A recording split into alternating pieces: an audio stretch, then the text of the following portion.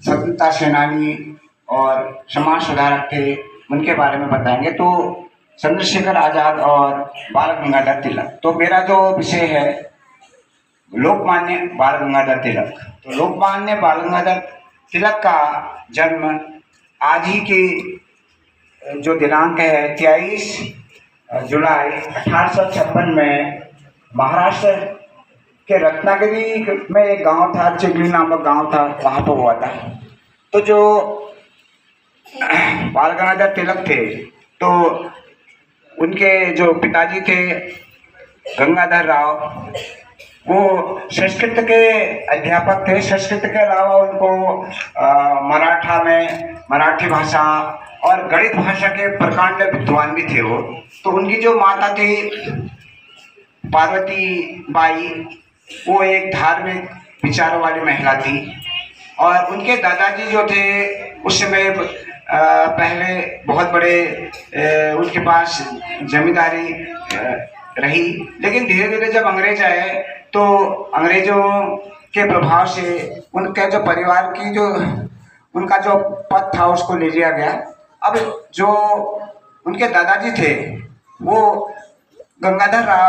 जो बाल गंगाधर तिलक थे, उनको कहानियाँ सुनाते थे। कहानियाँ भी रानी लक्ष्मीबाई की कहानियाँ और तात्या टोपे, तो जो बड़े बड़े क्रांतिकारी हुए उनकी कहानियों को सुनाते थे। तो जो बाल गंगाधर तिलक थे वो भी बड़े चाव से सुना करते थे।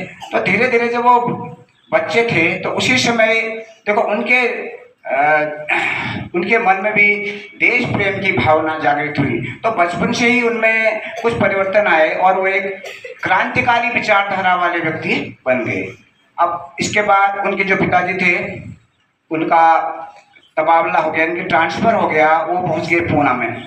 तो पूना जब पहुंचे तो 1866 में 1866 में इन्होंने एंग्लो वर्नाकुलर स्कूल में दाखिला लिया। तो वहाँ इन्होंने पढ़ाई शुरू करी। तो वहीं से इनकी पढ़ाई की शुरुआत हुई। तो फिर उसके बाद इनका विवाह हो गया। विवाह होने के बाद अब कुछ दिनों बाद देखो जब वे 15 साल के थे तो उनके माता पिता का साया उनके ऊपर से उठ गया। तो कहने का मतलब है उनके माता और पिता दोनों की मृत्यु हो गई। तो उस समय वो केवल 15 साल के थे। तो उनके लिए बहुत बड़ा पहाड़ हम कह सकते हैं, क्योंकि माता पिता का होना हमारे जीवन में कितना महत्वपूर्ण है आप सब जानते हैं।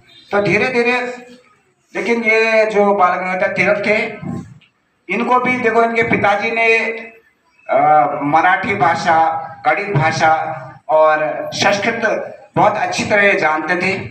तो इसके बाद उन्होंने धीरे धीरे जब डेक्कन स्कूल था तो वहाँ से उन्होंने 1879 में ग्रेजुएशन किया, स्नातक की उपाधि ली। इसके बाद इन्होंने वकालत करना शुरू किया। तो इनके जो दोस्त थे वो कहते थे आप तो गणित में बहुत अच्छे हैं। गणित का उनको बहुत बड़ा ज्ञान था, गणित के ज्ञाता थे वो।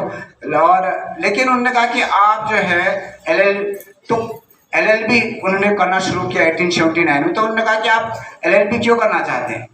तो उन्होंने कहा कि अगर मैं गणित से अगर आगे की पढ़ाई शुरू भी कर दूंगा, कहीं मैं अध्यापक बन भी गया, तो लेकिन जो हमारे देश की जो सबसे बड़ी समस्या है उसको मैं समाप्त नहीं कर पाऊंगा।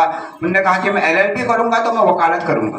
वकालत करके जो हमारे देश में अंग्रेजों के द्वारा अत्याचार किए जा रहे हैं, इन अत्याचारों का मैं विरोध करूंगा, उसका दमन करेंगे।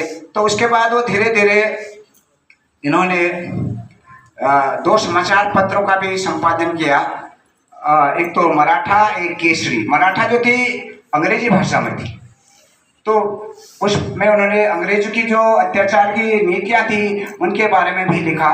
तो पहले इनके बचपन की बात थी जब वो हाई स्कूल की कक्षा में पढ़ते थे। तो एक स्कूल में गए थे। तो देखो एक स्कूल में क्या बहुत सारे बच्चों ने मूंगफली खाई, मूंगफली के छिलके वहाँ पर फेंक दिए। और लेकिन जो बाल गंगाधर तिलक थे, इन्होंने न वो मूंगफली खाई थी, वो अचानक एक कोने में चुपचाप बैठे हुए थे। जब वहाँ उसके अध्यापक आए तो अध्यापक ने सब बच्चों को खड़ा किया और सबको बैत मारने लगे, डंडे मारने लगे।